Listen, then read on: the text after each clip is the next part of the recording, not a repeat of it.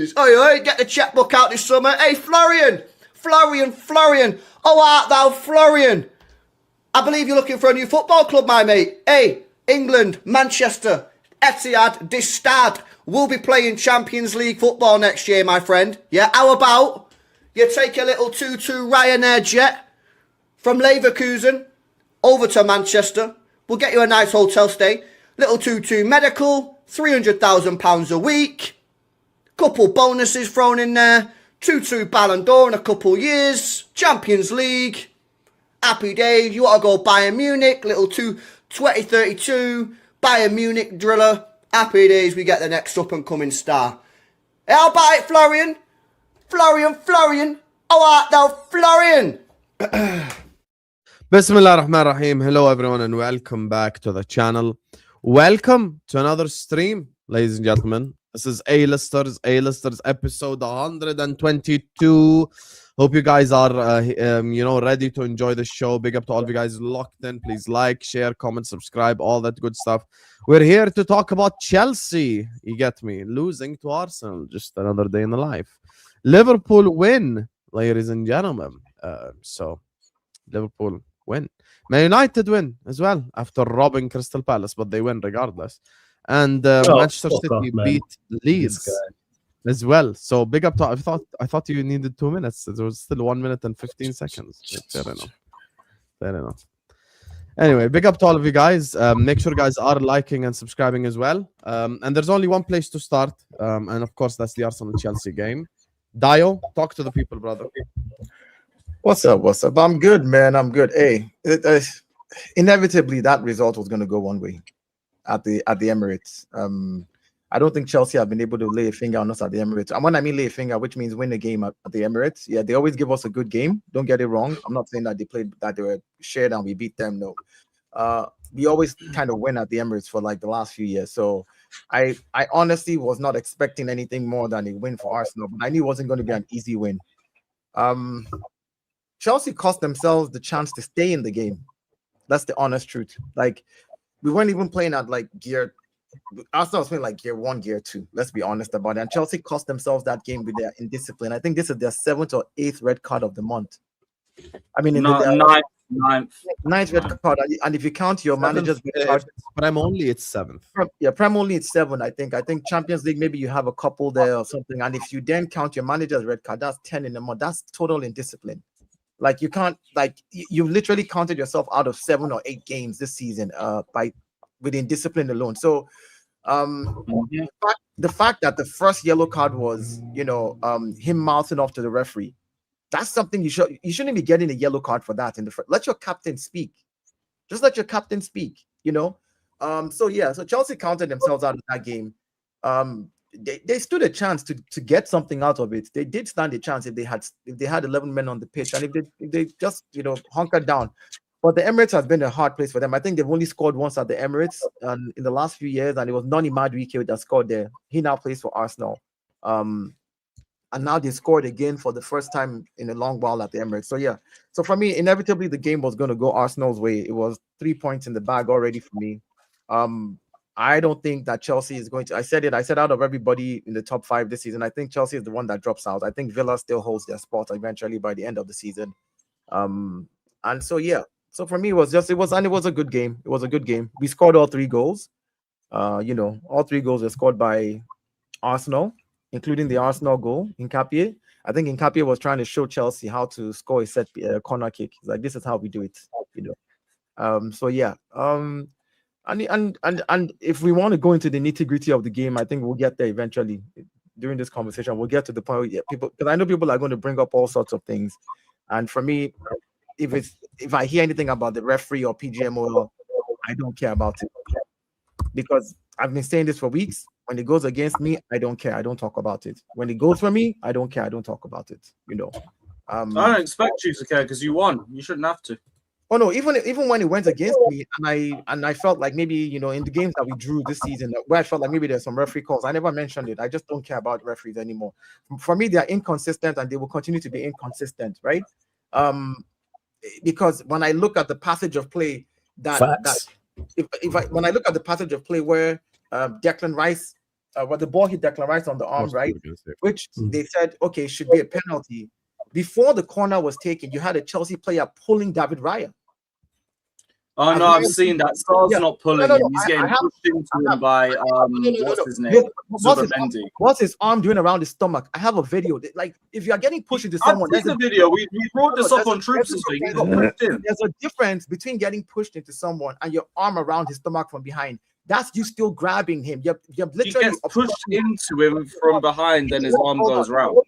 And even if we want to say it should be a penalty, like from that whole passage of play, David Raya still saved the ball. It went to a corner, and you scored from there. So for me, that penalty is a mute conversation. Yeah, my focus is more the Saliba and João Pedro one. Because for me, if his arms around him like this, he's literally clasping with both arms. If we need to do the if, buts, and maybes, even if you got the penalty, what if you missed it? If you got the penalty, what if you scored? It will still be 1-1. What happened to you? Yeah, there's a lot of what ifs. I hear it. One of them. And ultimately, when you win, you don't care about what ifs. That's the game. Facts. How do you feel about the what ifs, Mr. World Champion? Yeah, like I said, the what ifs for me, if he scored it, it would have been 1-1. Ask you that question than ask him.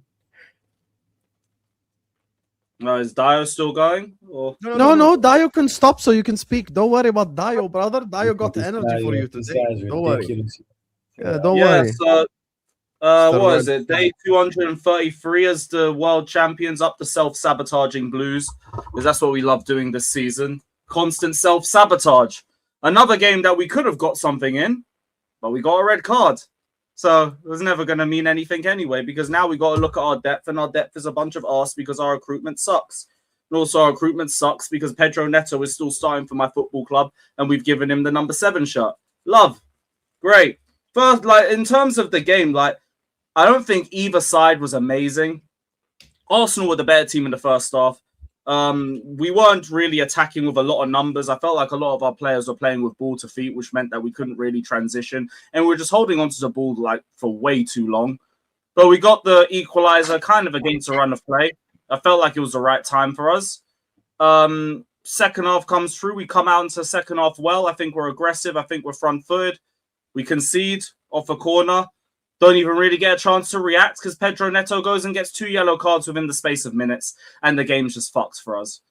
In terms of who played well, the back four, I've got nothing to say about any of their performances, especially Reece James, who was brilliant as he usually is. Moises Caicedo was the best midfielder on the pitch. João Pedro did his thing. Palmer, where were you? I've been waiting for you in this fixture for a long time. I'm very disappointed with what I saw. Holding on to the ball for way too long. The link-up play was just fucked. It was like he just joined the team yesterday. Enzo Fernandez, not good enough.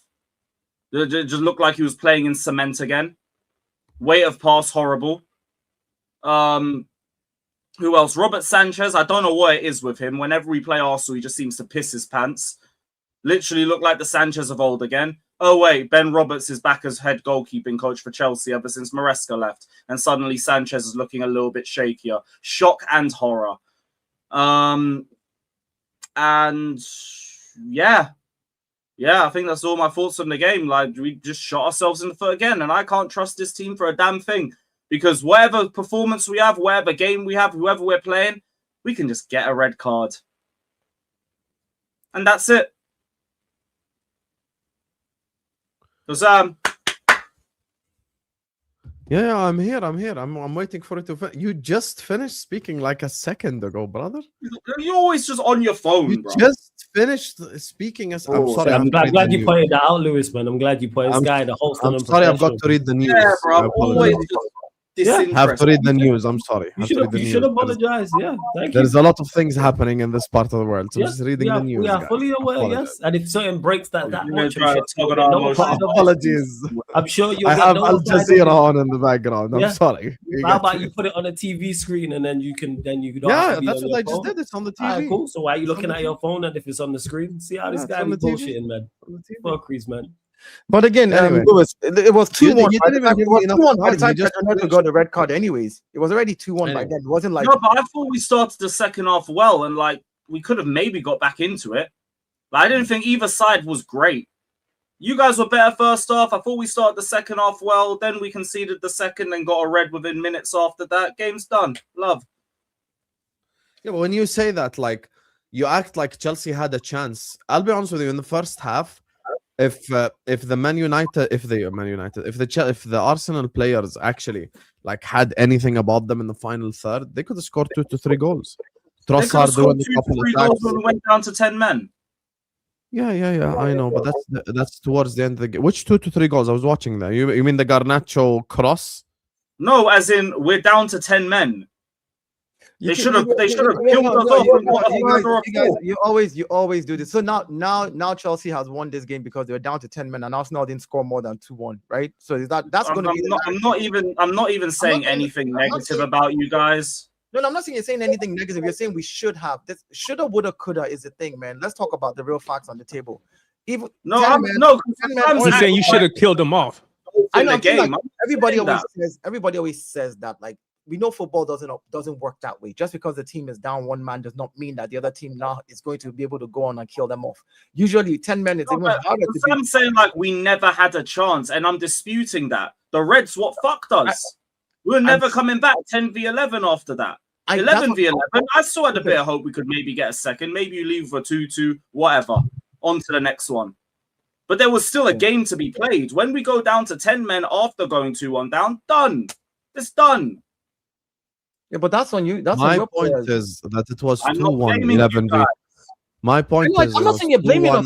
I'm speaking to your team. Every time I speak towards your team, you say I'm not blaming. I'm not saying I never said, oh, you're blaming. Okay, maybe I'm misinterpreting then. I never said you're blaming Arsenal for not killing. I said we know football doesn't work that way. Just because the team has 10 men does not mean that you can go on and kill them off. The real truth is that is the time to even be more careful, because if you feel you have an extra player and you go and open up and they counter you, they can score.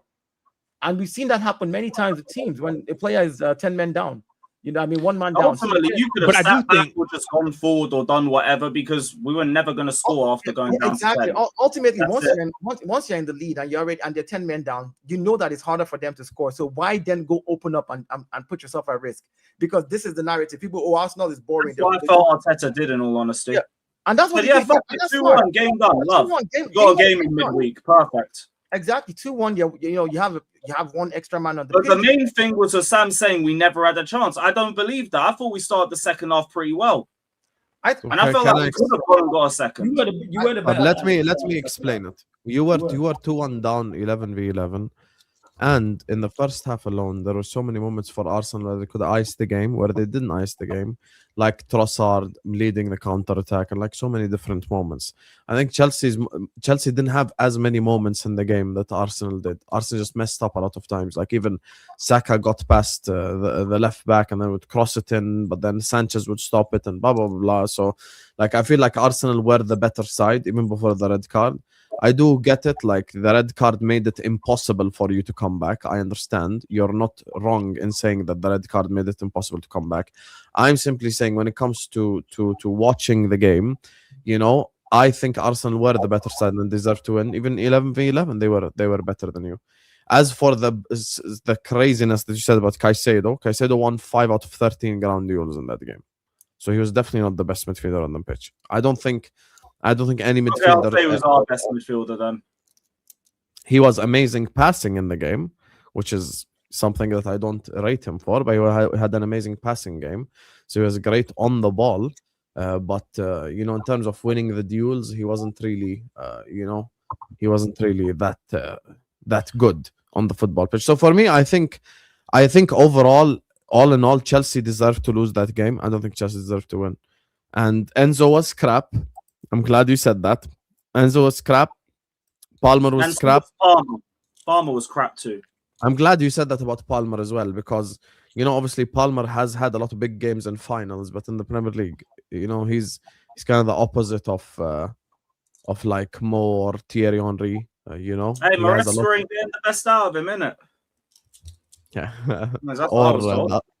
Or the guy that you know, or the guy before, but let's not go there. But for me, look, I say Poch platform Palmer well. I never disputed that. I just said it didn't mean nothing because of how bad we were defensively, but that's a different argument. Fairs. So I think for me, Arsenal deserve to win. All in all, And by the way, even the goals that you scored, like they scored 2 set piece goals. You scored the set piece goal too. That's the thing. We scored the set piece goal. We scored That was my point. Like, there just wasn't a lot in that game. I don't think Arsenal came out of a performance that they're like satisfied with. I don't think we came out of a performance that we're satisfied with. I think for you, you're looking at the performance levels, but I think for Arsenal at this stage of the season, where it's just 9 more games for us to play in the season, it's all about 3 points. So performances, like this is the same Arsenal team that a few years ago. This is the same Arsenal team a few years ago. Everybody criticized soft underbelly. This team doesn't know how to win ugly. This team is not good enough. They don't know how to go and just get 3 points. They don't, like nobody's going to sit down when we win the league to remember whether we won against Chelsea ugly or we won well. The truth is, we know this team can play well. We've seen it in the Champions League. We've seen it against other big teams. But in certain games like this, where it's a derby, it's Chelsea, we know how dicey it can be. And we know that there's 9 more games in the season. And it's all about the 3 points going forward now. When right behind you is City with 2 points knocking the door, you just find a way to win. And anybody who thinks it's Arsenal's priority or prerogative to come and entertain them is just a joker. That's not Arsenal's job. Their job is to get on that pitch and get 3 points. Declan Rice sat after the game in an interview, and they asked him, they said, how are you doing? And he said, I'm knackered. I'm tired. He said that game could have gone either way, and all we knew we wanted to do was get 3 points. That's all we cared about. His words were, it could have gone either way. And we just, that's why you guys, when we went down to 10, you were like, lovely. That's the game. Fuck it. Exactly. At that point, you don't want to risk anything. You're like, all right, cool. This is where we just park the bus, stay cool, stay calm. And if for anything, play smart. What's his name? João Pedro, the ball that Raya saved at the end, the one that was offside, he was literally still being played onside by Gabriel before that header. Gabriel saw him and jumped forward. That was playing smart, because if Gabriel had played him onside and Raya saved that ball the way Raya did, and Delap kicked it in, that would have been 2-2. So again, these are the fine margins. It's like players are not like, why do we? Let me ask. Let me ask Tarik his opinion. I was literally about to come to you. Big up to everyone. I was going to ask.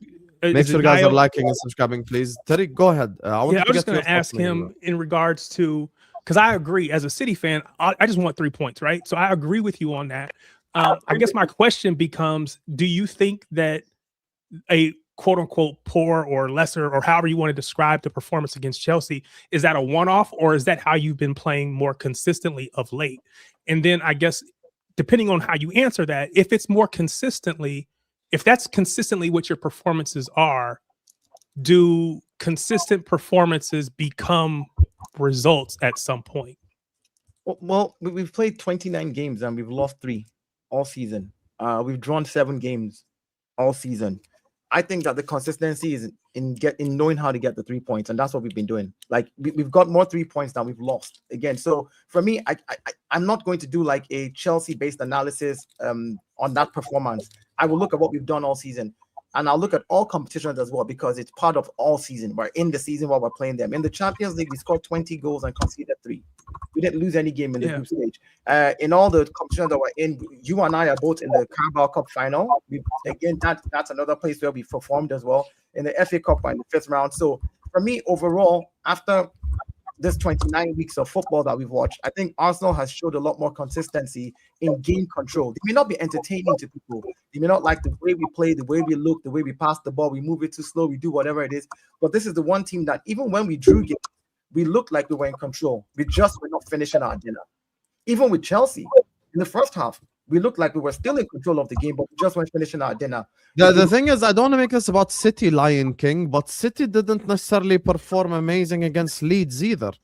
This is my point. That's his point, because like if I'm like yesterday when I'm on City pods and City shows, the conversation is about the performance. We got the 3 points, but we're not happy with the performance because we do have, in our case, 10 more games to go. And if we perform consistently at this level, can we guarantee that we're probably not going to get 30 out of 30 points that's left.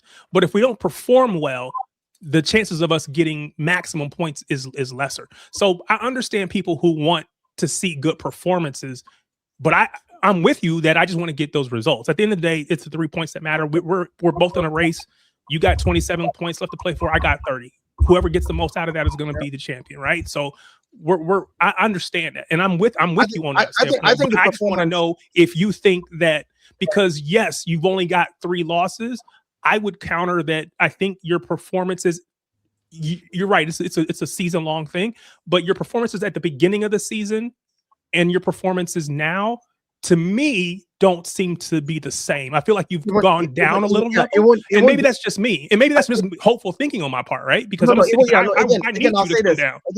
say this, right? It's not going to be the same. We can't play on the same level from when you come in from, because again, you're well rested. You're coming to the season. You're playing very well. Now we've played almost 48 games in all competitions. That's a lot for That's a lot of games that the team has played. So again, the schedule is hard. You're going to drop in form. This is where you just need to get points, because you know that we're playing midweek again, and then we're going to play Champions again, and then you're going to tire. Yeah, that's what I was going to say. So these types of teams at the top of the table play those number of games consistently. So that shouldn't be normal now.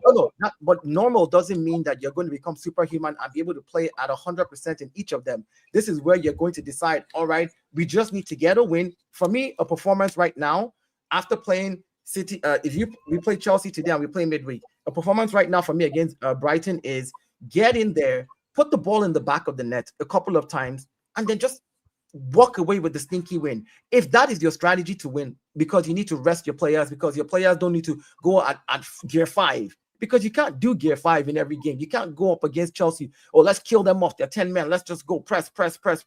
Then come midweek, do the same thing with Brighton. By the time you have 4 more games left in the season, your players are dead. Legs are dead. Everybody's finished. That's how you lose games. Again, you have to get to the point in the season where there's so many games to play. You manage your games out. But 2-1 up against Chelsea, they're 10 men. There's no need to press them. I don't need to we don't need to do too much. We will not look good on the eye. People will not like it. But the bottom line here, the goal is 3 points. The goal here is to not let Chelsea score. So even when they have the ball, it don't matter. Just stay in shape. Shuffle the ball. Look, we had 30 touches in Chelsea's opposition box. They had 13 in ours. They had 13 touches. We had 17 more touches in their box. We did nothing with it. Let's be honest. Like if we did something with it, we would have scored more goals. So my thing is, there's got to be a part of the season when you get to where you say to yourself, as a squad, but in 4 tournaments, it will be insanity for Mikel Arteta to tell the boys, after you're 2-1 up, make sure once it's 3-1, go to 4-1, 5-1, just press. Like they would be dead. We saw Declan Rice run back to stop a counter attack for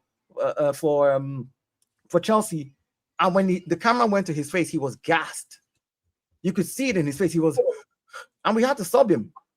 He's being checked for an injury right now. So again, you don't want to lose your key players because you want to play in gear 5. So when fans and rivals say, "Oh, Arsenal look bad," it's not bad. Some of these things are just strategy from the manager. Like, why do you have to go at gear 5 when you have 9 more games in the season? Fans want to be entertained. If they want to be entertained, they should tell that to their clubs. Tell your club to play at gear 5 at 140 miles an hour. We would tell our players to play at 90 miles per hour slower, score the goal, and just manage the rest of the season out. Flawless, what's your thoughts on the Arsenal-Chelsea game?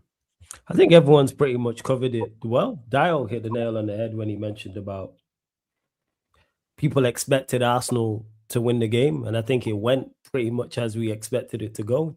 Chelsea haven't beaten them in however long.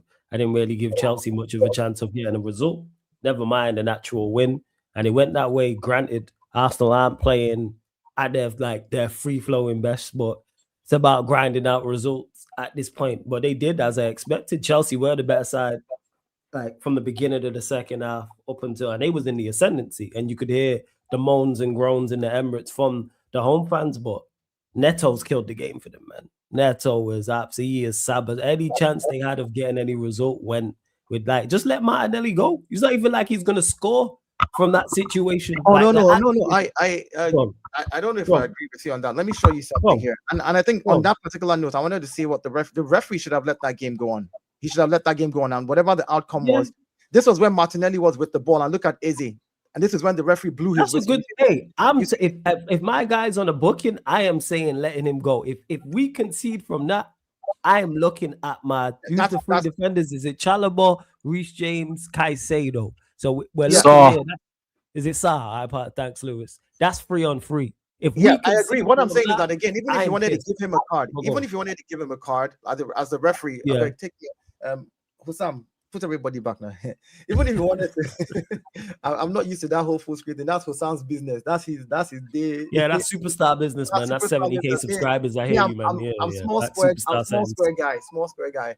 But I'm saying Superstar, like but you're the one with like, music. we had a couple of counter attacks like that. The referee stopped. Yeah, the referee did. Yes, Like, 100% he and did. that's why I don't complain about referees anymore. Like in my mind, I'm like, what if that could have been a goal, but you stopped? So that's why I don't complain on either side anymore. I'm just the PGA. I do agree that the ref was pissing both sides off. He was annoying all game. So I throw that out the window. But again, he should have left Martinelli alone. You already had, and this is the part that I did not understand. Pedro Neto was still arguing with the referee after the red card, saying this is my first yellow, which means when he got a yellow card for dissent, he didn't even pay attention to the referee. Nah, you were Pedro Neto showing no awareness, showing no vision. Do you understand? Like, you're a professional footballer who was given a yellow card for dissent, right? For dissent, like the referee called you, gave you a yellow card for dissent, and you honestly did not even remember that had happened. He didn't register. It didn't register in his brain. And this is what I mean by indiscipline, Lewis. I'm not. He hasn't got one. Yeah, I'm not even trying to diss your club. I'm just saying, like, this is what I call, because we did it last season, bro. Six red cards last season. Arsenal drew 6 of those games with the 6 red cards. No, but this problem is more chronic than that. Last season, we had the most yellow cards in the league. I think the season before that, we also had the most yellow cards in the league. This is a clear discipline problem within the team. That's what I'm saying. So instead of you telling us it's a problem, which we can all recognize it's a problem, tell me why you think this happens. That's the thing. Because I've tried to speak about this on MHF. No, but it can't just be that. Why are the Chelsea players so mad? Why? Why are they so emotionally charged? Like, you know, even the Arsenal game, like, I get it, but like, why are you mad at home to Burnley? For what? Bro, I can't explain this. Like, last game against Burnley, Fofana was on a yellow and made a stupid challenge. And then the week after, Neto's on a yellow and he makes a stupid challenge. Like, they're just idiots. It's just it. But then Malo Gusto was on a yellow card in October against Nottingham Forest. Spent the whole second half sliding around like he's on ice skates and got a second yellow. He's an idiot. What do you want me to say? Just an idiot. Liam Delap against Wolves got a yellow. Starts elbowing people. You're an idiot. But that's the question we're asking. Like, why? I'm asking why. You're telling me the what? Oh no. He's right. The inexperience. Why? Is it the inexperience because they're so? The young? why is he's an idiot. That's it. Okay, so Chelsea have 7. I literally started this show by calling us the self-sabotaging blues because that's what we're doing. Look at this. You know, flawless. I was curious, and I went to check. Like, is there any repeat offenders? And in the Premier League, it's 7 different red cards, 7 different players. That's why, because they're just like Lewis said, they're just idiots. That's what it is. The ball is also. Let me ask Chelsea. Hold on. I promise I'm going to put you up in a bit, but I want to ask Lewis a question. This is important. Why can't Chelsea be the team that plays beautiful football? Why does it have to be Arsenal? Tell me. We speak about this game and the entertainment value and how Arsenal are this and the way that they perform. And, you know, I hear it. You know, they were just defensive. I never said Arsenal have to be entertaining. I'm saying offensive football. Why didn't Chelsea play offensive football even 11v11? Well, we tried to, but Palmer and Enzo are creators and they were playing like garbage. So that didn't help. You know, Palmer had a moment. When your creators aren't creating and they're just giving the ball away and they're over touching things and ignoring runners around them, you're not going to be able to create, bro. But Lewis, you have to credit. Palmer had a moment in the first half, funniest moment of the whole game. He turns the center back, does all the difficult things, and then he shoots it at someone in the crowd. Yeah, but you have. Do you see a little sequence towards the end where I think like Palmer slipped, Enzo slipped when he was trying to get the ball to Palmer, and then there was another one, and the ball went out for a goal kick. Yeah. No, but Lewis, you also have to credit what Arsenal did. We actually sent our centre backs to push up against Palmer, and Zubimendi stuck with what's his name? Your other guy, what's his name? I keep forgetting his name because of Caicedo, Santos. No. He Neto. played on. Not Neto. Enzo. Your midfielder, Enzo. I keep Enzo. Zubi stuck with Enzo literally throughout. Zubi just stuck with him like glue, like literally followed him around. Now, that in itself was where we did man-to-man marking. Every single time it was Cole Palmer with the ball, you'll see that it was either Saliba or Gabriel that actually ran into that midfield to close him up. That was it. That was something that we did intentionally to make sure that regardless of what happens, even if you release the ball, even if he makes a pass, Zubi is already with Enzo. If he makes a pass back to Caicedo, let's force Caicedo to be the one to come and try and shoot from deep, like literally. So I think also that played a part in it. I'm not going to, what's his name? I don't know what's going on with Palmer, but I think that since his injury, he's not been the same. So I'm not going to put any kind of extra pressure and try and diss the guy. I think that he needs the rest of the season to just kind of figure out what's going on. He's a class player, he's quality, and I think he's going to come good for you guys still. But in this game, I think again you have to realize the thing I don't even think he's playing injured. He doesn't look as I don't injured. I don't think he's injured. When I saw him play against Napoli, I could tell that the guy looked hurt. Like, he weren't really trying to engage in duels. He was trying to move the ball quickly. And like, for most of that game, up until the end, he was a bit of a passenger. Against Leeds, he was brilliant. He was confident. Against Burnley, he got the ball in a lot of good areas and he just fumbled it. And it felt like the same again in this game. I think it's just coming down to end product. Like, I just need better from him. Yeah, but that's just it. I just need better from Palmer. I'll give you an example of like the reason I'm saying that. I understand what I wouldn't say I don't know if it's because of the injury, but I've seen players come back from injury and it takes a while to get back to. Saka came back from injury, he's not been the same. Odegaard came back from injury, he's not been the same. Yeah. Again, so I can list players who have come back from injury. Rodri is just now beginning to look like Rodri. Since when Rodri first came back, Rodri looks shaky, right? I'm not being this, So when players come back, he was not good when he came back. Yeah, I think a lot of it is the psychology as well. Like, you're back from the injury, you saw how long it took you. The next injury was a freak one that he didn't have to have, which was the broken toe at at home. It wasn't even like in training. I remember that. Something random like. So for him, maybe he's mentally at a place where he's trying to like, and I understand that for players, like, because there's a lot. You're playing in the Champions League. You're still in the FA Cup. You're still in the Premier League. Like, there's a lot of games to be played. So, but the thing about your indiscipline is my major issue. Like, even Caicedo jumping on Nkapie's back, the referee's blown, the ball's gone off for a goal kick, and you jumped on his back and pushed him against the sign for no reason. Like, it's unnecessary. Those are the type of things that cost you guys. Story of our season. But I was doing it again. But Palmer will be back, that's for sure. That's a good player. That's I got no questions about his level, but I'm gonna need you to improve the end product and fast. Yeah, because this has been a long time. I rate him highly, but this has been a long time in regards to Palmer. I like this form. How long does he get to turn it around? Because it's been a year and some change now. It's the run-in. We're gonna need you because we're in this top 4 race again. Also, PSG's next week. Well, the week after. Yeah. No, Hosam, look at this. Why is this necessary from Caicedo? Yes, Why? Look, watch this. Look at this.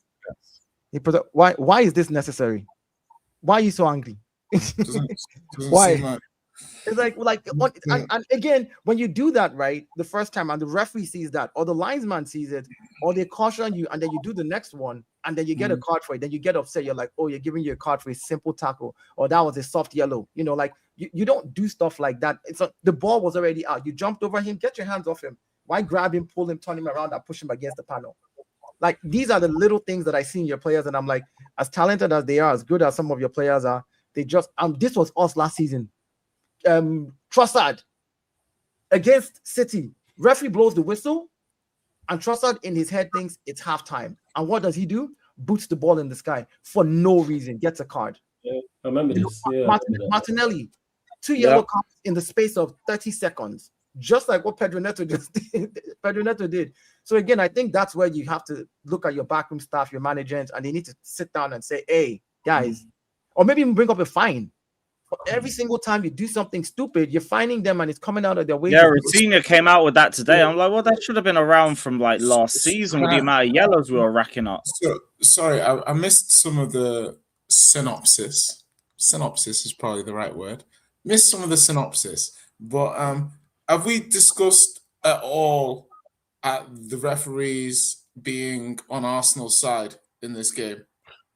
Because Dio, I believe as a fair man, to me in this game, Chelsea should have had 2 penalties, clear penalties. The Rice one, clear penalty. The João Pedro one, clear penalty.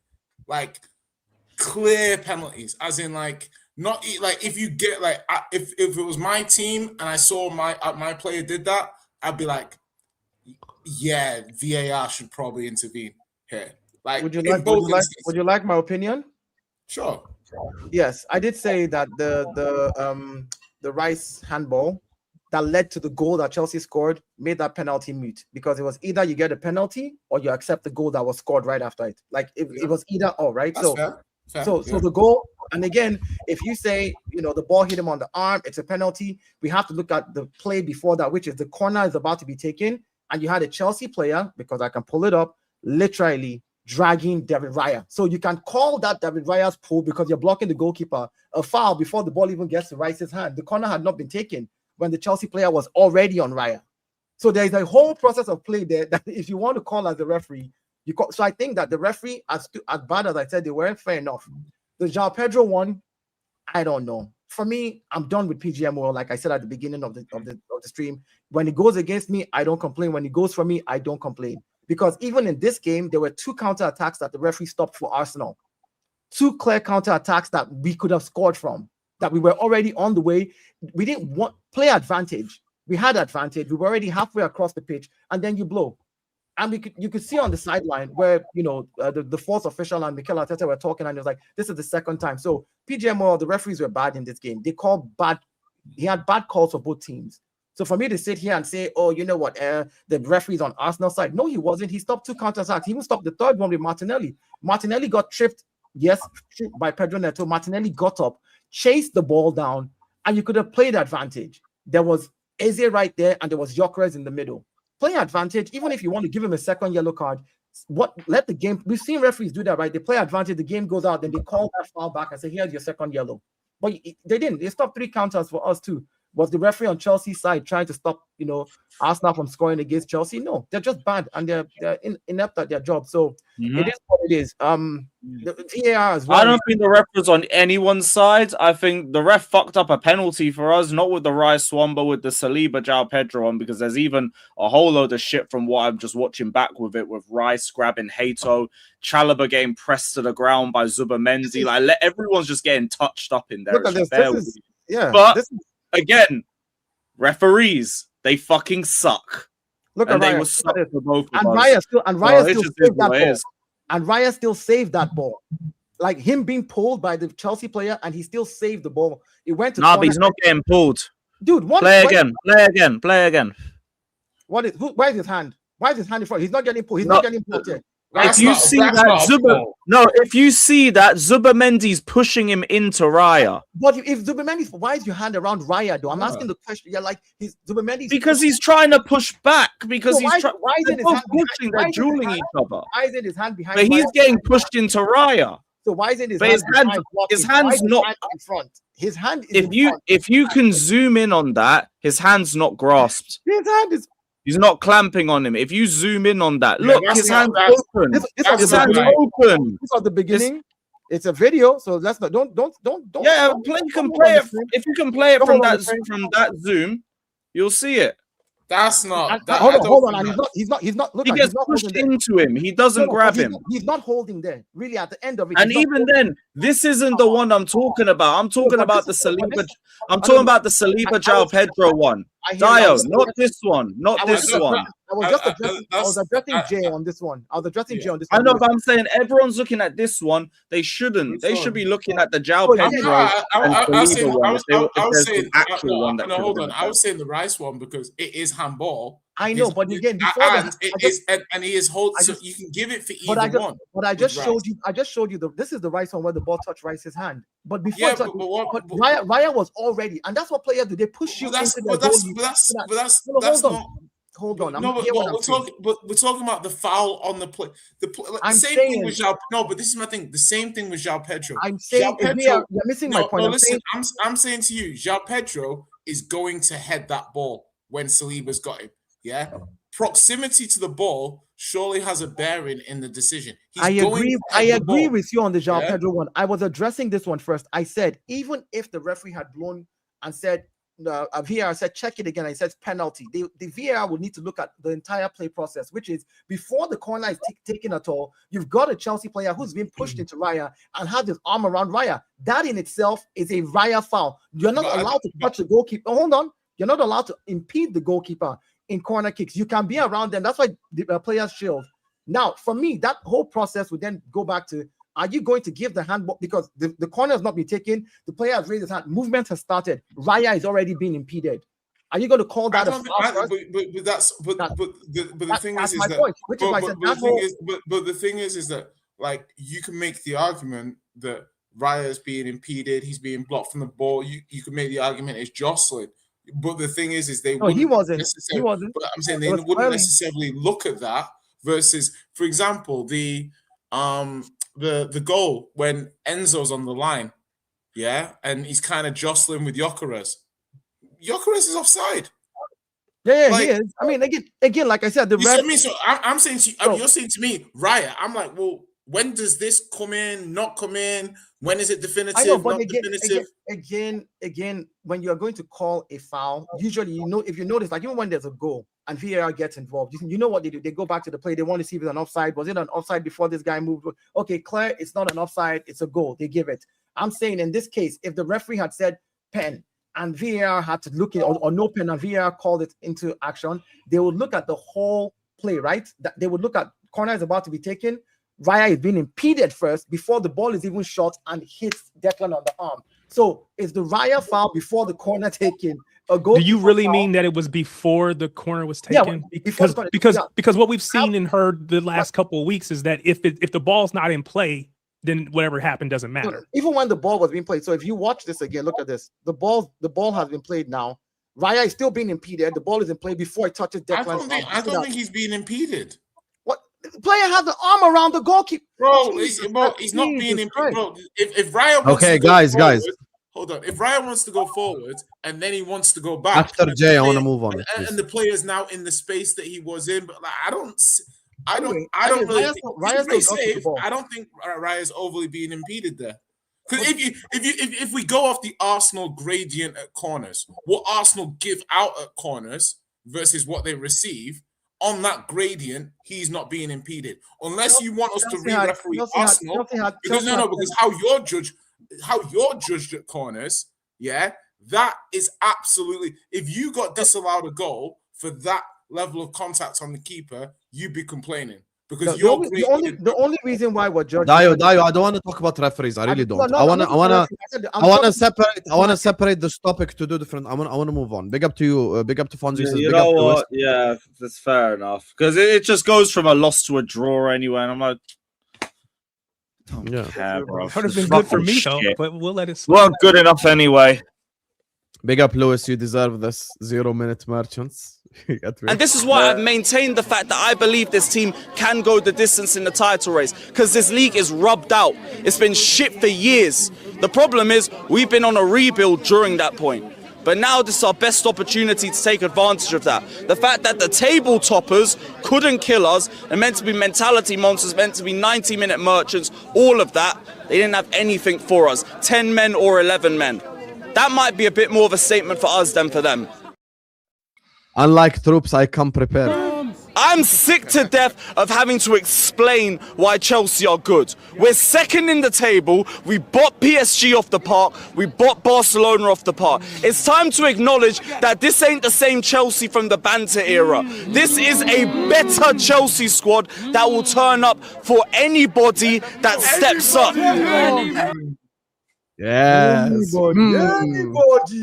Anybody.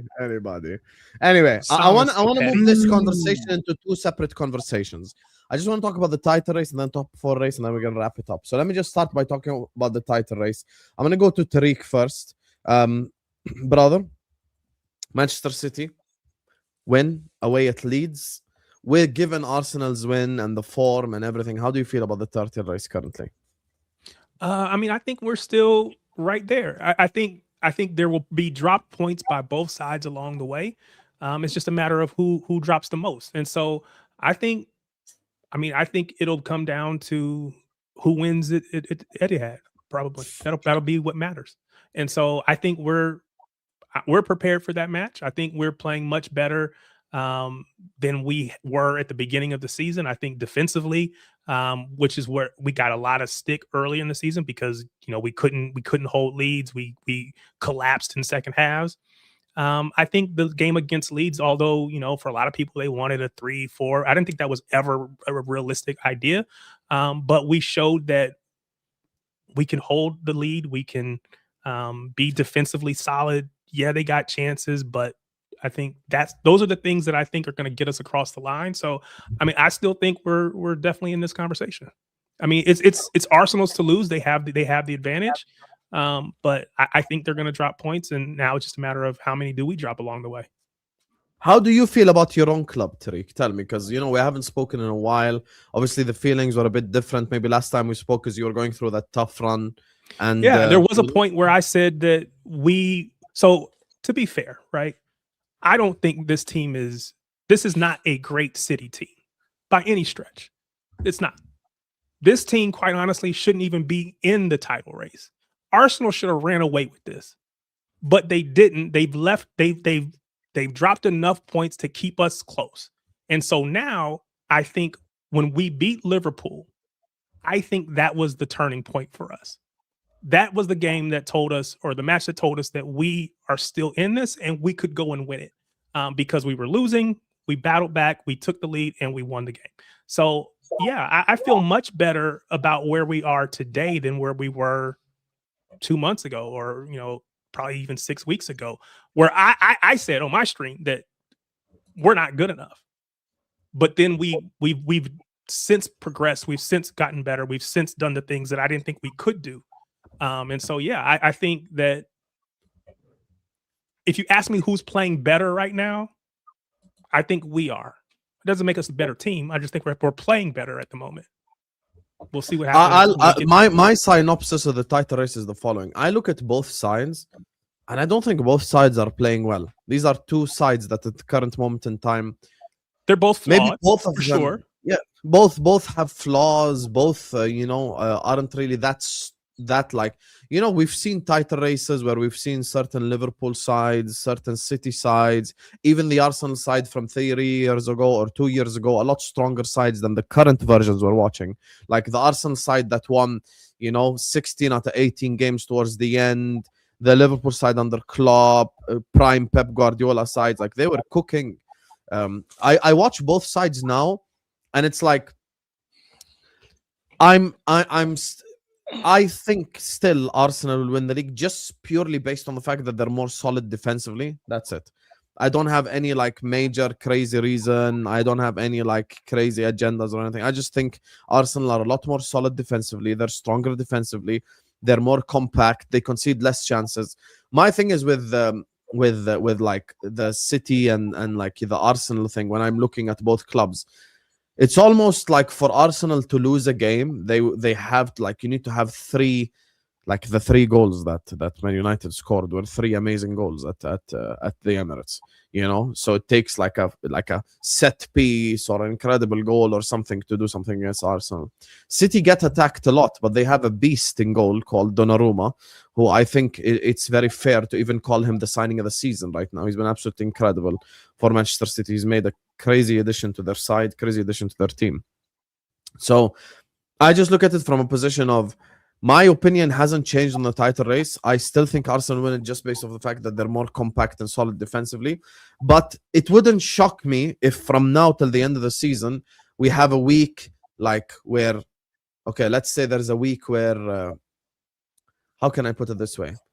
like a week where City are top of the league, and then the week after that Arsenal are top of the league, and then the week after that City are top of the league. I'm like, I do think that it will change. We will have changes from now to the end of the season. I don't see it in a position where it's gonna be like unchanged completely till the end of the year. I really just don't see that. So, so I definitely understand what you're saying, and I hear you. I believe if we ever truly get in front, we win the league. They can't let us get in front of them. If we get in front of them, we will win the league. That's my opinion. Now they've got a 5-point lead with the game in hand for us. So they got a 2-point lead. If they come to the Etihad and we win, I think we go on to win the league. If they come to the Etihad and we draw, it's still up in the air because they'll still have the advantage. But if we won't drop, we won't take the lead and then give it up. I don't know that they will. I don't know that they will, but I'm betting on it. I have no reason to, I don't know, but I believe that they will. I don't think we will. So for us, it's just about getting in front. Flawless, have you changed your mind on the Mister? You're on the phone. Who's on the phone now? Have you changed your mind? I'm not the host. Yeah, have you? Yeah, exactly. Have you changed your mind on the title? I've been like on this in regards to it. I've been saying now for a while that I'm unsure for the reasons many people have mentioned already on the panel. Neither side is playing well. I was expecting one of these two sides to not only continue to pick up results, but performances start to get better. It's like neither of them won it. Because when you look at the daft points, both Arsenal and Manchester City have dropped. If you give either of them sides the points, this is not a conversation. I did say before the Wolves game that if Arsenal won their next 4, I think they'd win the league. And then they went and dropped points to Wolves, which just further proved my point. So I'm still in the camp of I don't know. Because none of them look convincing. I think people can make very, very logical and good reasons for Arsenal winning the league. And it's the same for Manchester City as well. So I'm still like unsure. Does anyone here think that the League Cup will have an effect on this? Only a little bit. It would have had more of an effect if you were going into Premier League games straight afterwards. But I think going into an international break would give the losing team a little bit of time to detach and to just recover from that. Wait, you go into an international break after? Nah, I think it will have more. I think it is on the 22nd. It could have an impact, but I think more so if they draw each other in the FA Cup.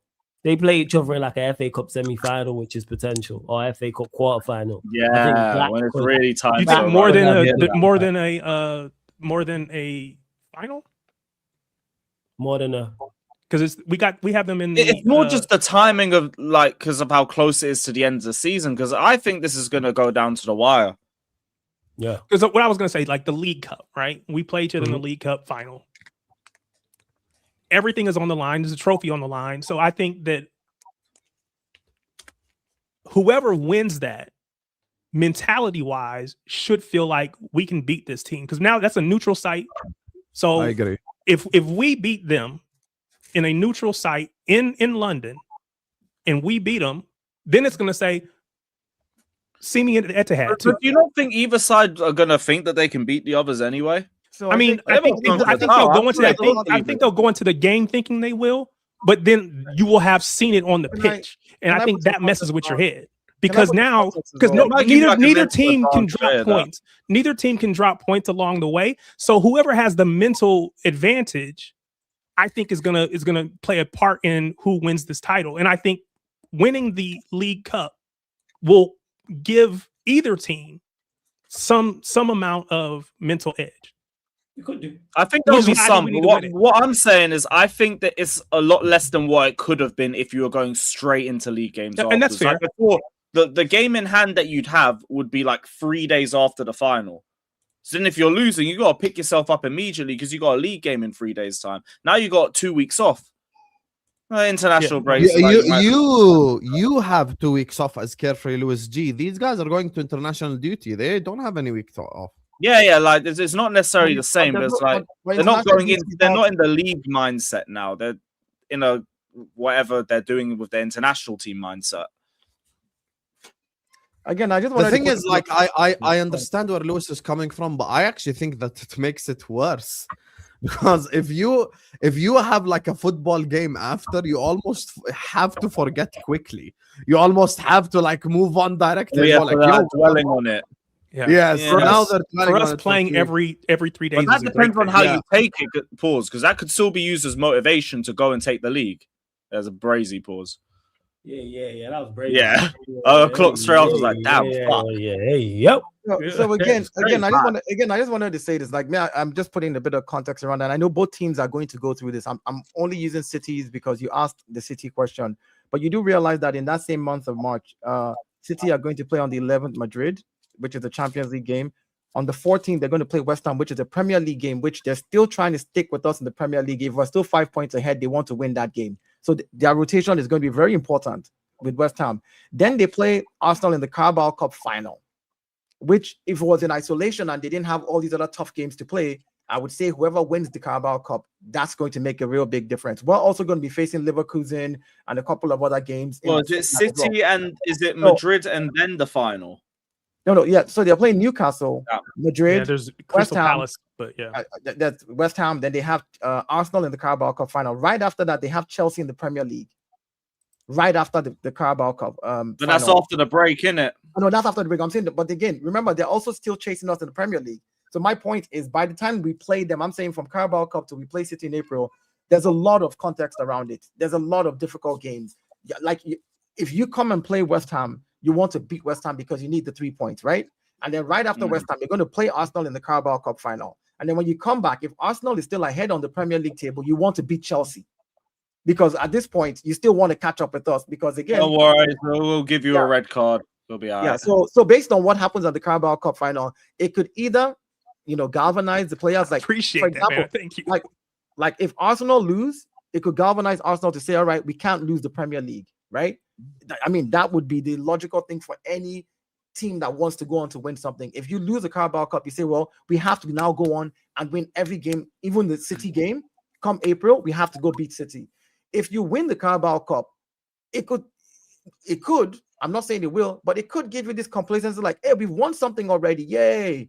And you get over. But that's not the case for City. Now, I can't speak for every team because, like, I if you thought think you about, don't have internet, Vater, Mr. Vater Games TV. I thought you don't have internet. Vater, I'm sorry, man. Blame Pedro. Knocked him out so I could come on. But I think for City, and I think when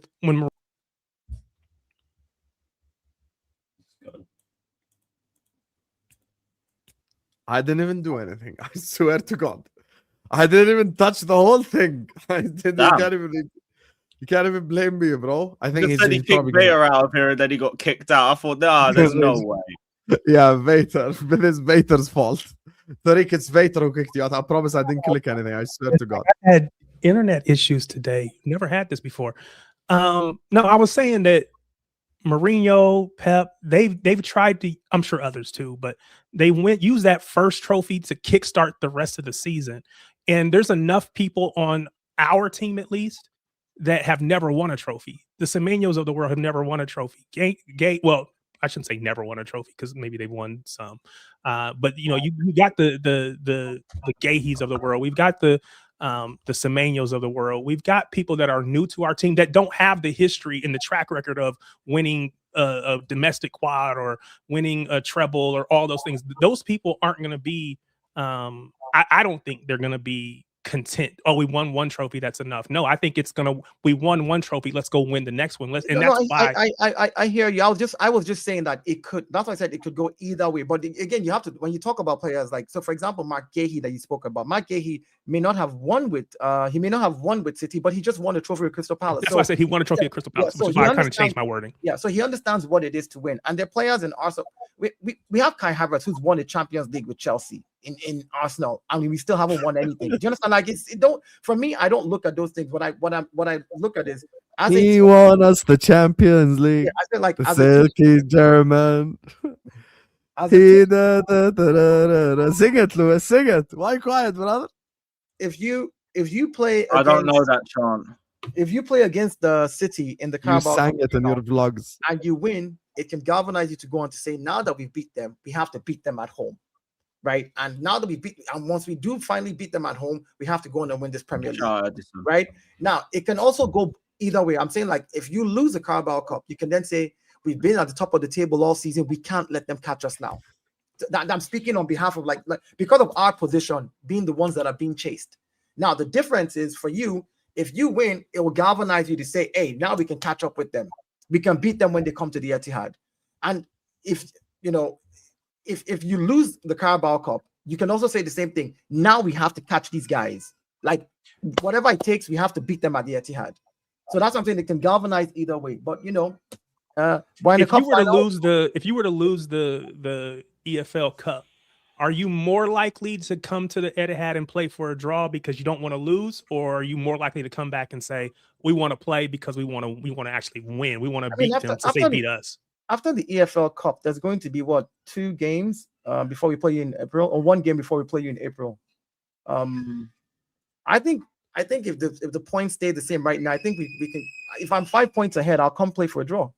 That's me if I was the manager. And I think, for sure. That would be the downfall. No, but if I'm not 5 points ahead, right? If I were like 2 points ahead or whatever, I'm coming to play for the kill. Because this league is really hard to win. I think people have forgotten how hard the league is to win. I've heard people say we should have run away with it. But if you look at the whole season, right? 29 games, we've only lost 3 games and drawn 7. And draws would do it though. I know, I agree. It's the draws though. It's the draws though, Dio. Hold on. But City have drawn 5 and lost 5. But this is not a good City team. We have the same criticism of them too. No, we can't do this. We have the same. Why is that so hard for you to fathom that you've dropped that point? I don't understand it, man. No, why do we go through this? Flawless. Why? He said this is not a good City team. I was addressing that statement that we can't use that as an excuse to say, oh, this is not a good City team is the reason why we want to then make up this narrative that, yes, teams are going to lose and draw games in this league. Yes. For sure. Absolutely. And the amount of losses and draws that have happened out of 29 games now is not far-fetched from every other team that has gone on to win the league in the past, is what I'm saying. The games, though, the particular games matter. Not winning against Wolves, yes, in that one game. You can pick the individual games, but I'm saying the number of losses and draws is not astronomically insane. Like, this is what other winners have done in the past. They've but that's not the critique, though. The critique isn't the number of draws and losses. I've accepted the critique on the games, like on the individual. I'm not arguing about that. I'm not even trying to. I'm not trying to. I'm not trying to argue the Wolves game or no. I'm not doing Wolves analysis. I'm not doing Chelsea 10-man analysis. I'm just saying over 29 games, 3 losses, 7. Dio is basically saying Arsenal are 90-minute merchants, and you have to respect it. Everyone said their opinions on the title race except one man. Okay? And I think none of us here have changed our minds. Flawless, to be fair, for the last 2 weeks, has said now he's unsure. I've said Arsenal, Dio said Arsenal, I'm sure Tarik has said City, and Lewis has said based on history it's gonna be City. Jay, I know you're gonna enjoy watching championship football next season. But who do you think wins the Premier League as you join the likes of Watford in the Championship? I think you'll find that the title race us and Leicester recreate next season is going to be cinema. So the this new it's interesting. I was listening to Dio talk about if you win this, then this, and snakes and ladders and all this sort of stuff. I think what's probably maybe a closer thing to look at is, do you remember Liverpool a few years ago when they went 4 competitions deep and they were in deep in all of the competition? I feel Arsenal have the potential to be in all 4 competitions deep this season. And that potentially could hurt Arsenal. I think that's something I'm looking around at. Not seeing many people mention it, but Arsenal have a good run in the Champions League. Obviously, they're still in the FA Cup, top of the League Cup final. They could be in all of these competitions until the semi-final minimum. Do you know what I mean? So that's also putting a strain on some of their players. Like, you look at the Zubamendis, you look at the Rices, and you think at that stage of the season, when they're getting absolutely hammered with games and stuff like that, is that going to turn around? It wouldn't surprise me to see City throw a competition or two. Play a heavily rotated side in the FA Cup, or play I expect City to heavily rotate their sides more so than Arsenal in some of the cup competitions. So it'll be interesting to see how that plays out. I think I said Arsenal would win the league at the beginning of the season. These are two flawed teams. Do you know what I mean? It's very difficult to say. The one thing I look at with City is, are City more capable of scoring goals outside set pieces? But if you've got one trick and it works, who cares? Do you know what I mean? So I'm like, which tightens up first? City's open play goals, Arsenal's set piece reliance. Last season with Salah, you saw Salah was more consistent than Arsenal's set pieces. Do you see what I mean? So it's like, so in the end, it was like, okay, this was better. So these are a lot of words for me to say Arsenal by a hair. Still Arsenal but it's the fact that Jay says gonna this be a for me horrible day if they do is beautiful. I respect it, Jay. I respect Jay, I respect everything you said. I respect everything you said. I just want to clarify some things. Sure. This whole set piece FC narrative is dead. Don't stop bringing it up, because the truth is for 8 games before. Now you can't just let it go. He cannot let go. The Can I talk about the 4 race style, please? The reason is listen, I would not do that to your team if your team was like, the one thing I don't like, right, is you create a narrative and a wrong narrative, and then you use it to try to banter. Like, let's talk the football. We hadn't scored a set piece in the last 8 games that we played. We was second for open play goals scored this season so far. Yet, when everybody talks, oh, when is the set piece going to dry up? It is a tool. It is part of what we can do. But to use that as a narrative, which is why I always bring it up. I'm not saying what you said is wrong. No. But again, you can't say we're dependent on set pieces when we scored more open play goals than set pieces. Okay, Dayo Habibi, That's great. simple. Can we move on, please? Khalas, you're not set piece FC. You're not. Man United are set piece FC. Happy now? Can we just move on? I'm not saying anybody set piece FC. I'm just saying, like, No one is set piece FC. Okay, Habibi, khalas, please. I don't want to have a set piece. I don't want to have a set piece like thing again, please. You get me. I've had this set piece debate from 500 different times. Anyway, big up to all of you guys locked in. Big up to Fonzie for sending in the super chat. Big up to everyone who's shown me so much love and support over these last 2 days. Big up to all of you guys. Make sure you guys are liking and subscribing. I appreciate you guys always. And thank you guys so much for showing us the love and the support. Now, there's another race that's heating up in this league. This guy said my hair is a wig. That's so rude. Yo, that's so disrespectful. Yeah, I thought so. I thought so. Man doesn't know about the Killmonger 3000. Yeah, it's the Killmonger going on there.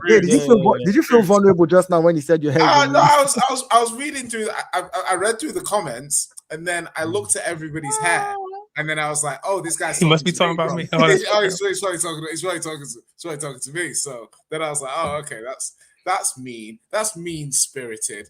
In the spirit of, it's very mean-spirited. And it's not a wig. It is actually all my own hair as well. I didn't do one of the Zahars or something. So yeah, sorry. Back to the show. Anyway, back to the football. I just felt that needed to be. Yeah, absolutely. Sorry. Yeah, no, I hear you. Sometimes you got to clarify this. Yeah. Thank you. There you go, Jay. I'm gonna make you the king of today's stream. Big up, Jay. Thank you. I'm gonna put the top 4 race people with each other. Let me put flawless. This is how it ranks on the table right now. Monsois is gonna be in the Europa League next season. Day 388 of 1,461 of your world champs, Chelsea. Today, your world champs take on Apoel Nicosia in the Europa League. Get the likes. Actually, we're on this side because this is the blue side. This is the side I should be on. I'm gonna send the link out. Enjoy Europa, buddy. Enjoy Europa. Anyway, let me ask this guy first, because we have to. You better make sure you're not the one in Europa. Whoa! I'm in Champions League positions, buddy. I'm in Champions League positions. You are for now. Brother, is it May? I'm in Champions League positions, buddy. You are below. Lewis, can I tell you one thing? You said that you don't think Arsenal will beat Manchester City based off history, right? Oh, yeah. Yes. Yes, Lewis? Yes. Chelsea haven't finished above Liverpool since Antonio Conte. Anyway, moving on to the top 4 race cars. There you go. That's how I got the See? timestamp anyway. It's all good. We can go bad for bad. We can go bad for bad. You get me. So the only Nice. reason why I'm not Maybe going all you out can on- beat us. Can I finish? Why are you mad? Why are you mad? Europa League watch-alongs. Here we go. Relax. I don't care whether we get Europa or not. It's whatever. Yes, I you want a good transfer do. window. Yes, That's you what do. really matters. Yes, you do. If I Yes, get you do. top 4 and I have another shit window, what's the point? Listen. Right, The thank only you. reason why I'm not going all out on Chelsea is one reason, is because I think Villa will fall off too. So I know that you and them both are going to have a shootout for that 5th spot. Like I told Flawless 3 weeks ago, I think his team and my team are secure. My team because they play football, his team because they rob teams. Anyway, Flawless, what did you make of that Palace game, brother? Talk to me. Talk to me, because you said this at the start. You said it again. Talk to me about this robbery that happened, because obviously, clearly, you're talking about the penalty that was given. So, Flo's yours. What was it? Not a foul. It wasn't a red Why card. you want me It to wasn't start a the penalty. United section? You're the United fan. Because I need to know. Because you've laid this shot twice now. So now this is me. I want to know.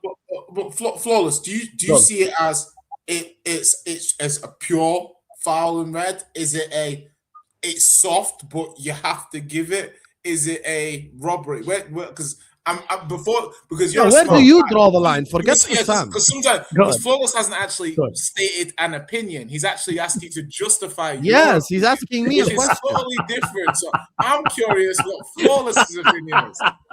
Why are you saving him? Sorry, why are you I'm saving sorry. him? No, I'm the same. That's why I'm not going to play your games. I realize You I'm have to messing tell up me your your calculation. opinion, Why you brother. say, Don't yeah, tell of me course I yours. will do. I'm gonna definitely give you my opinion on it, and you should know this well enough because you've known me well enough. Was it a robbery? Hell no. Let's clarify that. It wasn't a robbery. It's a foul first and foremost. Like, let's get that correct. Whether you think it's a soft foul or not, Lacroix has his hands on Cunha and shouldn't. So let's clarify that it's a foul. Now, this rule I'm about to, in regards to it being a penalty or not, the referees have followed the rule. Do I agree with this rule? No. But you can all check this. Everybody here watching this right now, watching this back after, has Google. You can Google this. The FA ruling is if a foul is committed outside of the penalty area and continues into the box, it should be given as a penalty. Again, I don't personally agree with that rule. I think if a foul is committed outside of the box, it should be outside of the box. So the ruling, the refs have followed the rule. Lacroix shouldn't put his hands on Cunha. And then in the red card situation as well, it's a clear goal scoring opportunity. Double, again, people, all you have to do, everyone can go and Google this themselves. Double jeopardy only counts if the defending player makes a legitimate attempt at getting the ball. Lacroix made no legitimate attempt at getting the ball. So not only is it a foul, number one, number two, off the letter of the law, the ruling, it's a penalty, and three, it's a red card. That's on Lacroix. Again, and this is how you know I'm not biased. If that's Euro, if that's Maguire, if that's Delo, if that's Shaw, if that's any of my defenders in that situation, you know who I'm blaming? Them. That's on Lacroix. Lacroix's made two mistakes. One, getting that tight to Cunha knowing he can spin you, number one. And number two, let him go. And also, Worst it's case not scenario, even just let him go. It's know your player that you're playing against. Yes. If you put your hand on Mbuemo and Mbuemo won't go down, he'll fight you. Cunha, he'll feel that and go, oh. You did the smart thing. Because you know what's crazy? Audience. In the same That's game, a very fair point. Yeah, in the same game, there was a break. I think it was in the second half, and then Mbuemo's broke into the box, and Wharton's tackled. And the way they had it on the camera angle initially, Wharton's tackled kind of like from the wrong side. It was in the box, and I've said you can go check it on my watch along. And Mbuemo, why have you not hit the deck? Now, granted, when they shown the other angle, it was a clean challenge from Wharton. Give the referees a decision to make. If defenders are foolish enough to make that type of contact with you and grab your shirt, shoulder, whatever the case may be, guess what? Hit the deck. Hit the deck. And make the referees make a decision, because if Cunha doesn't hit the deck there, I'm going mad. I'm like, why have you not hit the deck? Whether it's maximum contact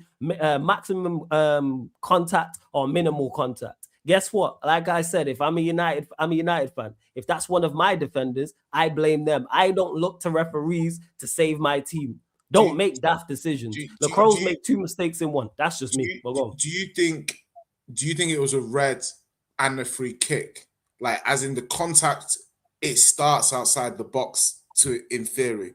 it I just continues. stated that though. The ruling is, there's- if a foul is committed outside of the box Yeah. and continues inside, and then Yeah. it continues inside of the box, a penalty is awarded. You can go check it. Yeah, no, 100%. I guess That's the thing the rule. is, the argument is he's pretty much last man of clearly. Yeah, and it's a red card because So a it's a red red card card, just so- double so- jeopardy. Double yeah, jeopardy only. I counts might when give they're the making free. a similar I might sentence. give. I might Go. shit out and give the free kick and the red because I'm a bit like giving the pen and the red for that No. foul It's a foul. seems it is, but like It's a foul. can you make the argument that the foul that's in the area is so soft it ceased being a foul on the edge? No, there's no ceasing of it being a foul because he's in a Well, I Manchester mean, United shirt. it's Because such here a- the it's thing such is, a light there touch. wouldn't be all this conversation if that was Euro with Sa. If that happens the opposite way around, Hassam ain't screaming robbery. There's no talk of robbery. There's no talk of none of this. It's because it's Manchester United. If Sa does that to Maguire, we're crashing on Maguire. If he does that to Shaw or Dalot or Euro, like this is not what we're doing because it's Manchester United. Because if this is can I address you, Flawless? Because I know you better than whoever else. Can I or address will you, do. please? You are Go a on. true footballing man. Okay. Yes. You're a true footballing man. Yes. If me and you were just in the mountains walking and we had the game on and we watched it, and we have to legit. I don't know why We have to legit just think about it. Do you honestly, like, as a true footballing man, Yeah. do you really think that Lacroix doing this to Cunha? There was not even any vim in it. It wasn't No. even that aggressive. It wasn't No. even that harsh. No. Cunha stole the crap out of it. Of Do course he you did. legitimately believe?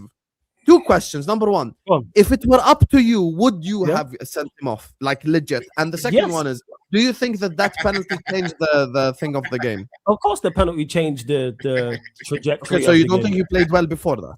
No, so all right, so I'm not even got into that. First half, we were poor.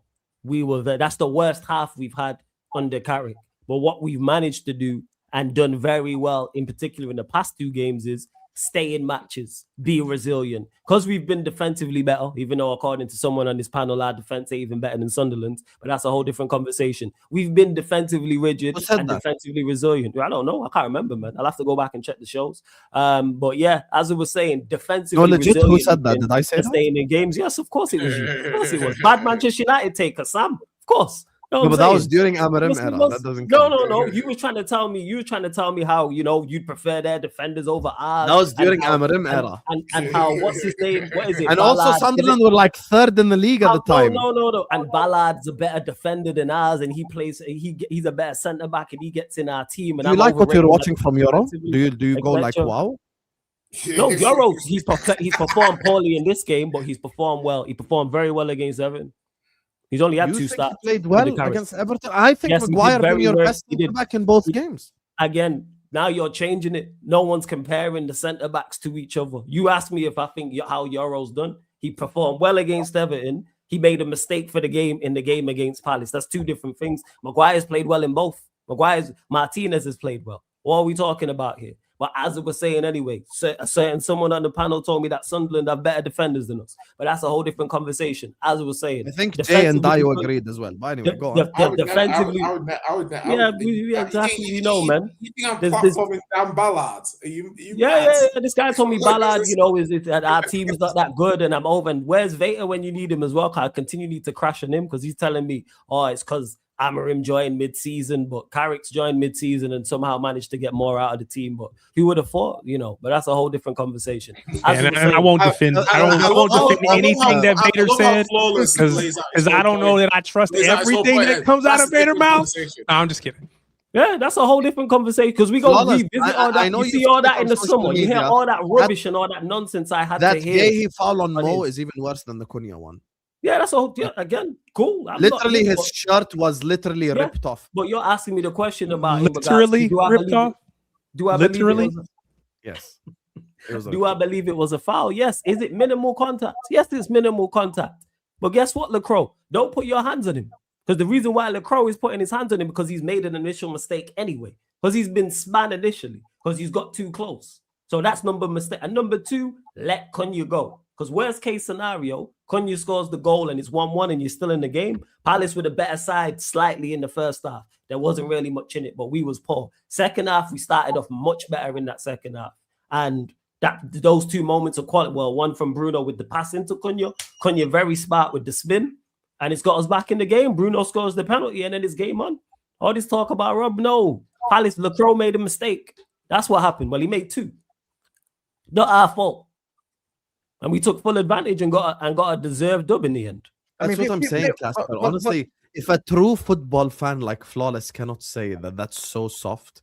I didn't say it. What? Yes, the game is so gone. It was minimal contact. We're sending off people for this. Wallahi, the game. No. Again, that's what he said just now. He said it's minimal contact. He said it's very minimal contact. But the point is, you should not even make contact at all. You are here arguing about the minimal contact. You're not talking about Lacroix, who should not, in the first place, be touching the player.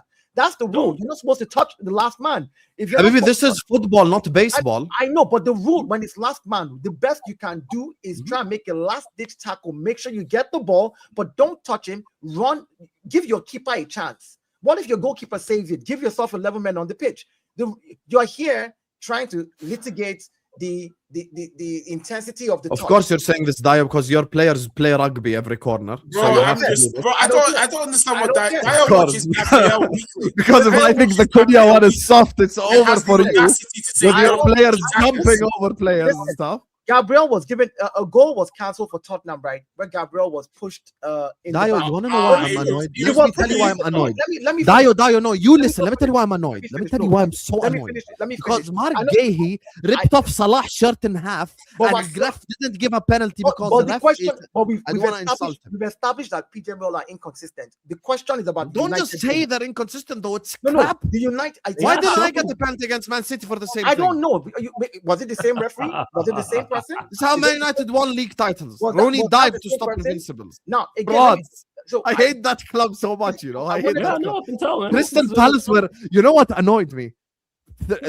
Crystal Palace were in the game. It was actually low-key a good game of football. Like United had a little bit, and then Palace had a little bit, and we were having fun. And then boom, red card, penalty. And for me, when I was doing the watch-along and the guy went to the monitor, I was like, yeah, he's about to overrule his decision. He is, because the thing is, he goes and he gives the reason why I thought he was going to overrule it. Nah, the reason why Lacroix's been sent off is his own doing. Again, let Cunha go. There's no guarantee he scores. If he does score, it's 1-1 and you're still in the game. Like Pedro Neto in the game for Arsenal and Chelsea, where he sold the game for Chelsea. He sold the game for Palace. We took advantage of that. People can say, well, the game's gone, all this stuff. The referees, who we love to criticize, and I say we all say are terrible, followed the rules. They are the rules. Now, all of a sudden, when the rules benefit Manchester United, people don't want them implemented. Because like I said, roles reversed and Sarr rolls Maguire, and a sending off doesn't happen. You lot are here crying about it. The referee followed the rule. There's no double jeopardy. If he would have made a play on the ball, if he would have made a play on the ball, still got the. If the reverse happened, if he would have made the play on the ball, even if he would have got the penalty, he wouldn't have got the red card. At least he'd still be in the game. But he didn't do that. He just want to pull and grab. And so it's, the Crows made the mistake. So you want to get mad at someone? Don't get mad at Manchester United. Don't get mad at at the referees as bad as they are. Guess what? The Crows at fault. That's who's at fault. But props to Bruno and Cunha, because that moment's got us back in the game and essentially run us the game. In that one instance, Bruno's been playing well. You have to think about it from this perspective. I know you don't like United, Hussam, but if we're talking just football, as a United player on the pitch, my team is not doing very well. City has, Crystal Palace has a slight advantage. They've already scored one goal. I know that if I turn this guy and he touches me, it's going to be a red card. That's what I'll go for. And the minute he touches me, I will sell it. Yes, I will sell it. I need to get back in the game. I need something to give my team a lift. You're telling me these players don't think like that? Of course they do. Are you telling me, like, okay, again, I was using Gabriel as an example. That was a soft touch by Kolomwani. For me, that goal should stand left to me as a football person, right? But he sold it well enough. He sold it well enough, and that goal was counted. And I was like, you know what? It is what it is. Referees are inconsistent. Anyways, this one has gone my way. If another one doesn't go my way next time, I'll blame Gabriel, because to me, that was a flop. A flop of a, So again, we can see it. Sometimes players do certain things in games to get themselves back into it.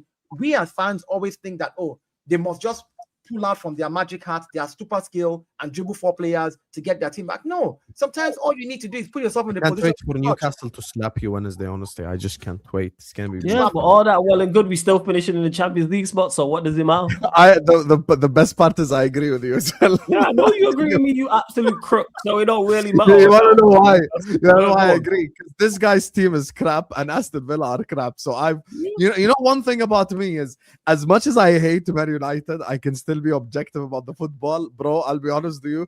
3 weeks ago, I said Liverpool finished 3rd, Man United 4th, or vice versa, and I'm still hanging on to that opinion. With that, Nothing has changed my mind. I think 5th will be between Villa and Chelsea. This guy's bummy club cannot beat Burnley and Leeds at home, and then they lose to Arsenal away. By the way, didn't you draw to Burnley at home yourself? No, we beat Burnley at home. Hold that, buddy. We beat them at home. I actually checked. Who's the promoted side you didn't beat? Leeds. Someone brought Leeds. Oh, so Leeds. So even that Leeds one. didn't beat. Yeah, but Humble you didn't yourself. beat Leeds too. Yeah, humble yourself. Humble yourself. We Oh beat- yeah, question yeah. for You Flawless. couldn't beat Leeds at home Actually, no, yourself. that's a lie. We drew to I- Burnley at home. I Just checked. beat We my- drew to Right. them at home. Right. Oh, we Sure. beat Quick them. question. So, But Flawless, anyway, let me. Yeah, go on. Yeah, and Yeah, we go beat on. them away Go on, too. Tariq. Go Go on, well, I just Tariq. wanted to know. So you've probably been asked this a million times. You but know, would you know who Liverpool can't beat? Chelsea, but hey, Good man. whatever. Oh wow! What, I congratulations! feel the You set, beat yo, them. let these not happen. And you're still below us on the table, buddy. Yeah, the season ain't over. Caicedo gonna be in Europa League football. It's gonna be beautiful. I cannot wait. But it's The only reason why I'm not attacking this Lewis fraud is Aston Villa. I do not trust Aston Villa not one bit, bro. That's the Look one at this reason. gaslighter. He's saying he's not attacking. I'm not. See, I'm this being guy so trying nice to to you fucking today. cover all I'm bases. glad you see it, Lewis. I'm man. being I'm so glad you nice see it. to you today, Lewis. And then he'll go and call Vader. Vader a gaslighter, bro. Right. 2-man power trip, both Yeah, of you. it's a Triple H two-man and power Stone trip, Cold. yo. Tarik, I swear I didn't touch that thing. Fucking Wallahi, you're Lord. getting it in by yourself. It's all good. It is Talk the to two-man. me, brother. Go on, Tariq. What did you want to ask? No, I was just asking, do Burnley you at home can't beat Burnley at home. do think I you know want to what you're gonna keep ask. Carrick? I think he was gonna. You've ask probably been about asked it a million times. I just wanted to know yeah, your it's thoughts. cool. Nah, no stress. If he carries on like this, he's making a strong case. And I've said if it's not Enrique or Ancelotti and he carries on like this, give him the job.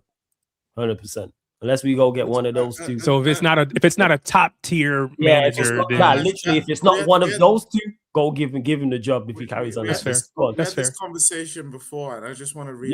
Yes, my mind has changed, Jay. Yes. I didn't mean to get you in no pulling receipts and all that kind of stuff. I just wanted to know. yeah, that's fair. That's fair. I it's- see Jay smile as soon as I said it because I remember having a and I conversation just with him. I want to understand. Listen, Flawless, you're a data guy. Yeah, you're a data guy, and you're a guy who's not scared to change his opinion when presented. Yeah, with possessed with new information. like that about you. Yeah. With what you're seeing from Carrick, Yeah. in my opinion, Go on. the chance creation aspect, it's Mhm. not worrying yet, but it's trending in a way where I'm like, I'm not sure I personally, if I was a United fan, would be happy with it. And Cool. then it then also begs the second question of, again, Maresca, of is it safer, regardless of how Carrick finishes this season, to replace him with a Maresca type if he was available based on It's his too soon, superior experience and, Carrick's 1 game a week, this and that. I'm like, you say the Nagelsmann, the Enriques, but a Maresca, from what you're observing, does that constitute an upgrade or not? In regards to, I'm not sure you mentioned a lot there. So the two names I said, Enrique or Ancelotti, like they're the two. Like I'm like, that's it. If it's not one of those two, and I don't blame him for the chance creation. The players have a platform to do so. I rate our attackers highly. They have to do better. At the halftime at the Crystal Palace game, I said there's Cunha, there's Embremo, there's Bruno, there's Sesko. I said you four have to deliver for us in this game, and they did. We seen Bruno and Cunha for the first. We seen Bruno and Sesko for the second. I said the same thing about the West Ham game. Sesko got the winner. I said the same thing about the Everton game. 3 signings combined for 200 million, combined for a great goal. Overall, would I want to see better? Yes, but I don't really put that on Carrick for 2 reasons. One, before you go, they need to do better. I should be able to be in the dugout and they're creating better. And two, I also look at our lack of creativity from fullback areas as well. Because our fullbacks give us nothing going forward. They give us, and it's so key in modern day football at the highest level. If you look at a PSG, as good as they are, look at what Hakimi and Mendes offer going forward. Even Hassan's mob, as good as they was going forward in their pump on the clock, look at Trent and Robertson, for example. So that's how I look at it from that aspect. So is it worrying me? No, yes, but not because of Michael Carrick. You lot attack, I look at more and go, no. You lot should deliver. If we were defensively poor, that's when I'm looking at the manager. If the build-up's poor and things of that nature, that's more structure-based. Hey, you might have talented attackers. You might have scored however many goals and assists, but just between Mbeumo, Bruno, and Cunha alone, how many goals and assists they got just last season? Deliver. And more often than not, they've done that. Do I need better overall performances? Yes. But I know there's holes in this team. This team is far from where I want it to be. It's far from a title winning team. It's not there yet. So I also take that into consideration. We're roundabout where we are overall. You're not too far off. Again, Jay, the data says differently about Manchester United. Everything that you said about their attack and everything, the data says differently. Goals per match. No.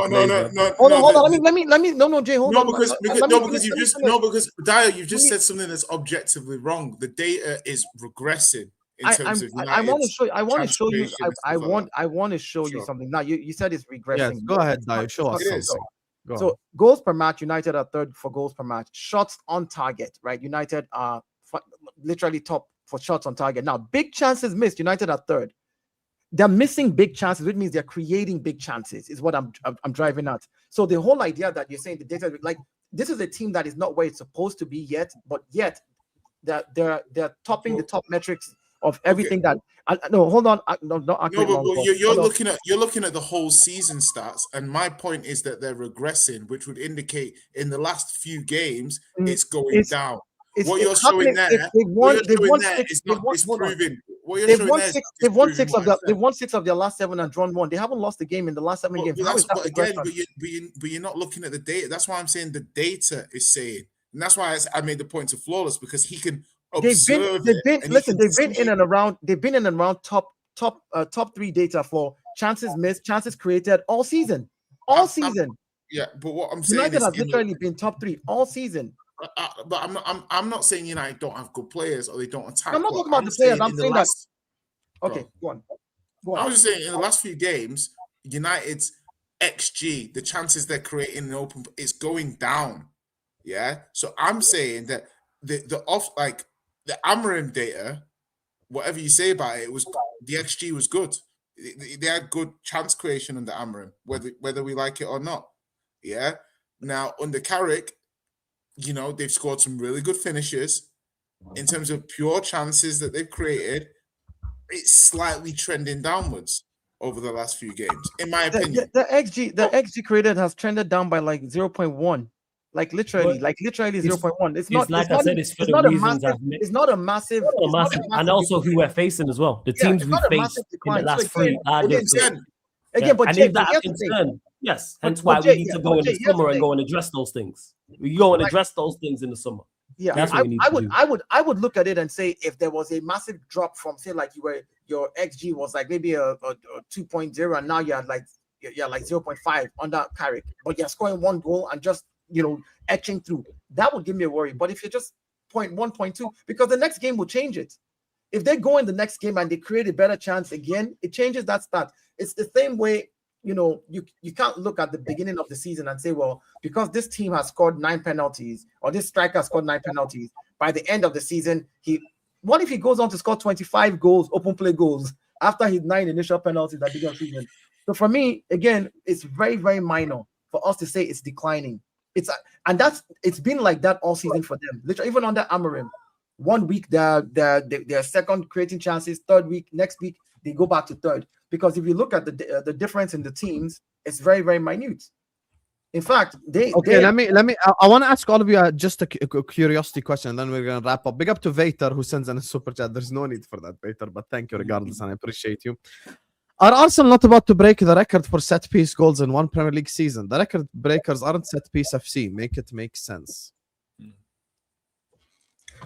just because you're good at something and you break the record does not make you set piece FC. Your set piece FC, if we had scored 70% of our goals as our goals this season, if we've only scored 10 open play goals and we scored 46 set pieces, call me set piece FC. Now, if you are conceding corners to me and I find a way to turn those corners into goals, that's your fault. Stop conceding corners and let me score my open play goals.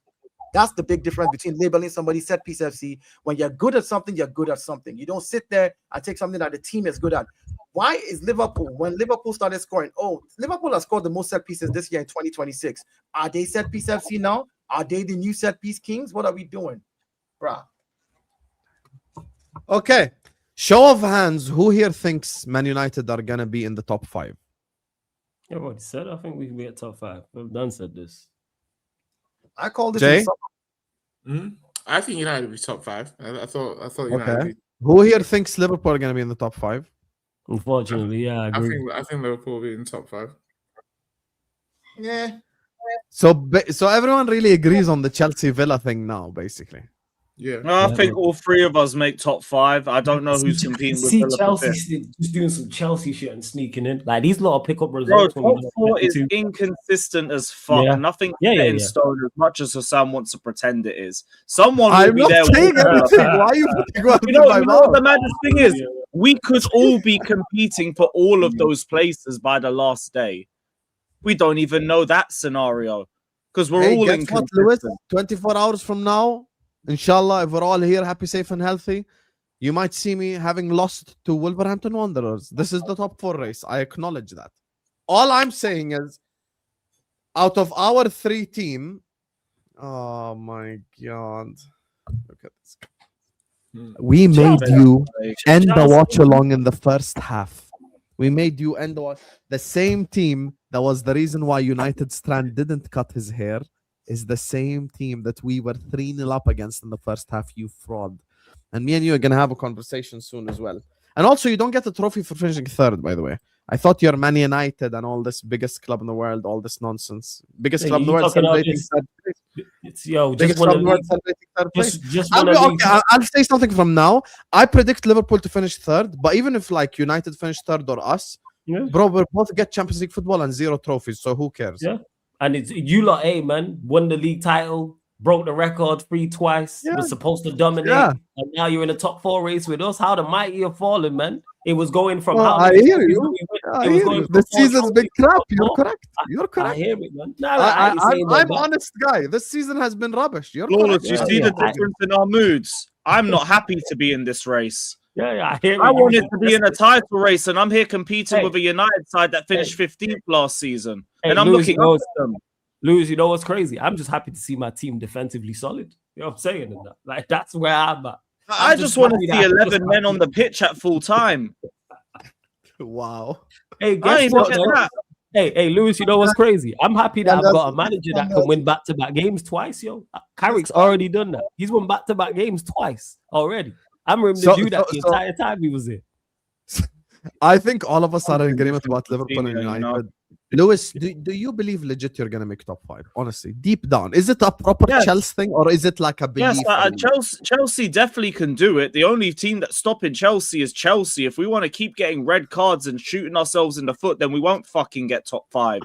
But if we can keep players on the pitch for 90 minutes, I actually think we can get top 5. I'd even have us up for 3rd. But you know what? We're not going to do that because we're going to get stupid red cards. So I can't predict us for the next few games. 11 men on the pitch, I believe we could go all the way to 3rd because everybody's inconsistent. It's about who can get the best run. But what's going to happen is we're going to shoot ourselves in the foot at some point in some of these games. I can't predict which one. Could be Nottingham Forest at home. Could be Man City at home. It could be it could be both. But we do that all the time. So I don't know, but I think we're capable of it. Well, okay. On that note, I'm not wrapped up here. All the links are in the description. I'm gonna go live. Give me 2 minutes. I'm just gonna set up the stream. Give me 1 sec. I promised someone a redirect because you send it to them. It's cool. It's cool. I should get some rest. I'm sorry, brother. I apologize, man. I should get some rest. Do your thing. Tarik, do you want me to put both channels for you in the description or just one of them? Yeah, you can put both.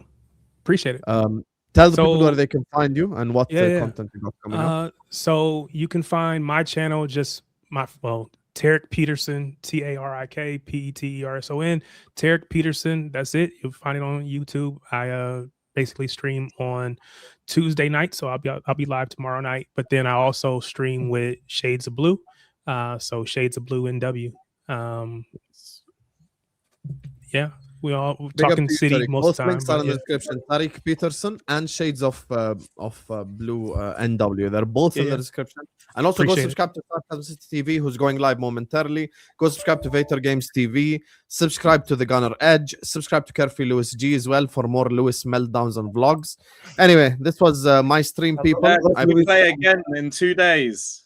Yes. Anyway, so big up to all of you. Like, share, comment, subscribe. I'm gonna take you guys over to Ahmed. He's going live now. You get me? He just went live to talk about the Man United stuff, and Flawless is going live momentarily as well. So check him out. Appreciate you guys, and peace out, Habibis.